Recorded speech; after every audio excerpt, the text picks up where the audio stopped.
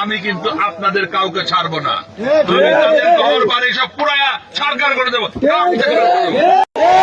ক্ষমতায় বিএনপি থাকে আর যদি আপনারা অন্য দলকে ভোট দেন, আমি কিন্তু আপনাদের কাউকে ছাড়বো না।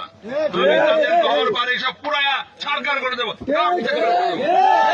আমি কিন্তু কথা খুব পরিষ্কার বলতেছি, এটা মনে করেন আমি ভয় দেখাচ্ছি। আমি পরিষ্কার করে বলেছি, কথা আপনি রেকর্ড করে বলে দিতে পারেন, যে ইয়েতে ফেসবুকে ছেড়ে দিতে পারেন, আমার অসুবিধা নাই। আমি এটা মিন করতেছি। সুতরাং আমাকে যেন অপমানিত না হইতে হয়। আমি যদি অপমানিত হই, সে অপমানের শোধ কিন্তু আমি ওইভাবেই নেবো। কিন্তু ঠিক আছে না? আপনারা কি আমার অপমানিত হয়ে দেবেন? তাহলে সবাই কিন্তু 12ই ফেব্রুয়ারি তারিখে ট্রাক মার্কায় ভোট দিয়া জয়যুক্ত করবেন। মঞ্জুর হাসান মুন্সিকে অপরাধ থেকে রক্ষা করবেন, তারেক রহমানকে সরকার গঠনের সহায়তা করবেন, গুণাগার পাঠিয়ে সহায়তা করবেন। বিসমিল্লাহির রহমানির রহিম।